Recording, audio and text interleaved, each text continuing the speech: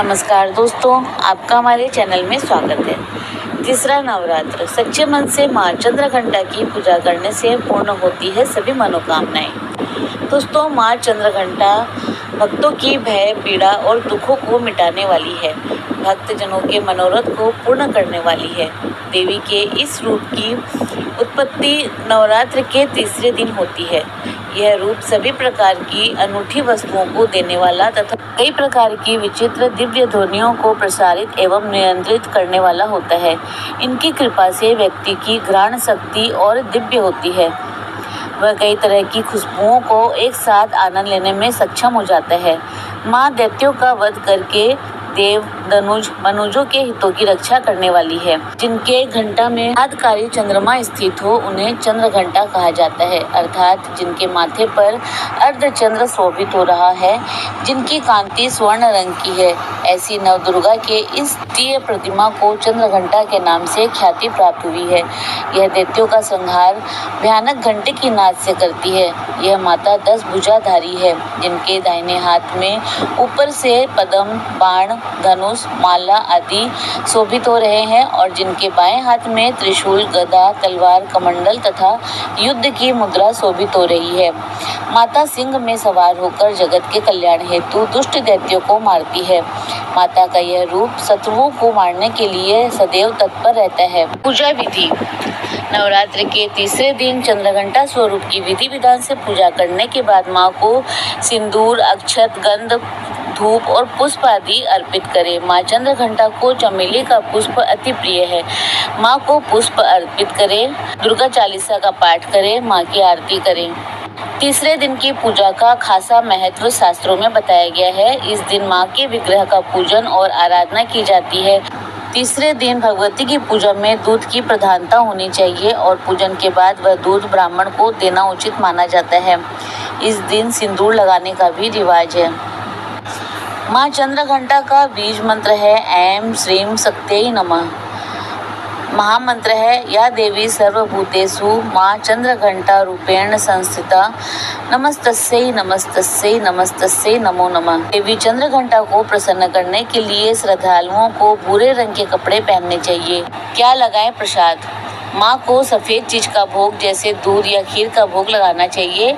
इसके अलावा माँ चंद्रघंटा को शहद का भोग भी लगाया जाता है। देवी चंद्रघंटा शुक्र ग्रह को नियंत्रित करती है। देवी की पूजा से शुक्र ग्रह के बुरे प्रभाव खत्म हो जाते हैं। इस दिन साधक का मन मणिपुर चक्र में प्रविष्ट होता है।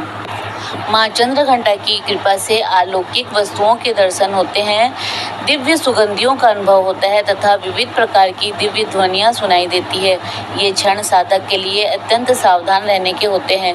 माँ का यह स्वरूप परम शांतिदायक तथा कल्याणकारी है। इनके मस्तक में घंटे के आकार का अर्धचंद्र है, इसीलिए इन्हें चंद्रघंटा देवी के नाम से जाना जाता है। इनके शरीर का रंग स्वर्ण के समान चमकीला है। इनके 10 हाथ है। माँ चंद्रघंटा की कृपा से साधक के समस्त पाप और बाधाएं विनष्ट हो जाती है। इनकी आराधना सद फलदायी है, यानी कि तुरंत फल प्रदान करती है। माँ भक्तों के कष्ट का निवारण शीघ्र ही कर देती है। इनका उपासक सिंह की तरह पराक्रमी और निर्भय हो जाता है। इनके घंटे की ध्वनि सदा अपने भक्तों को प्रेत बाधा से रक्षा प्रदान करती है। का ध्यान करते ही शरणागत की रक्षा के लिए इस घंटे की ध्वनि निनादित हो उठती है। माँ का स्वरूप अत्यंत सौम्यता एवं शांति से परिपूर्ण रहता है।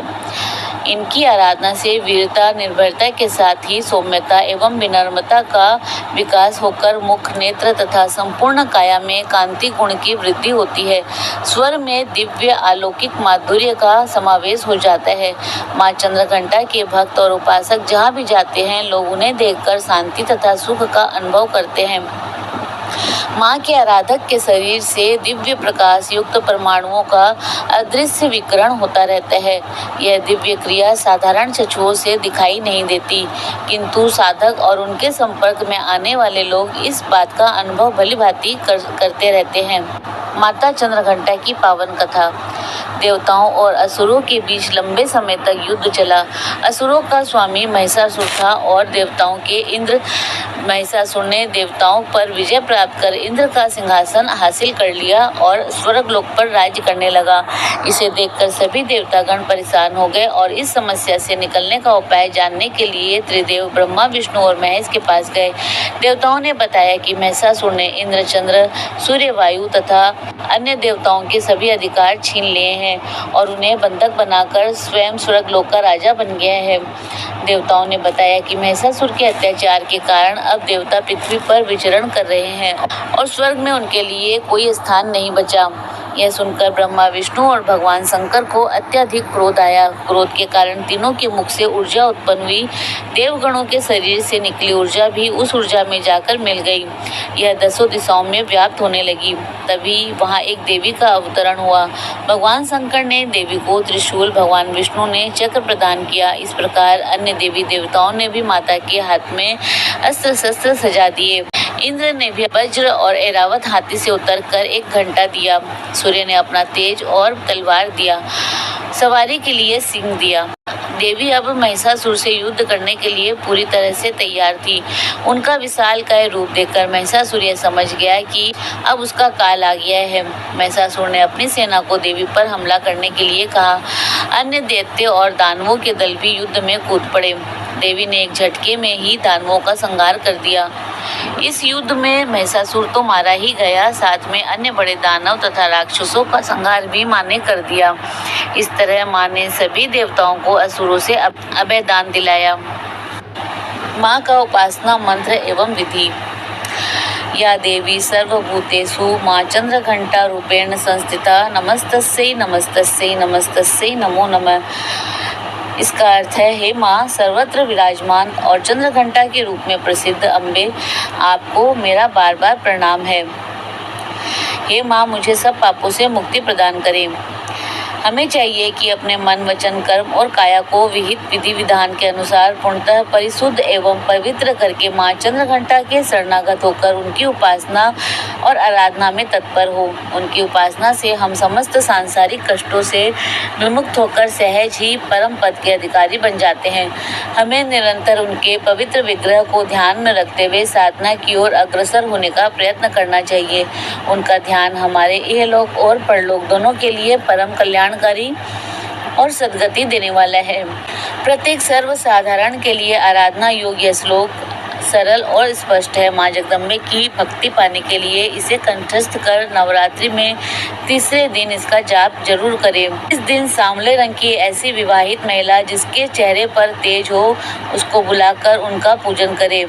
भोजन में दही और हलवा खिलाएं। भेंट में कलश और मंदिर की घंटी भेंट करना चाहिए। कर्ज मुक्ति के उपाय।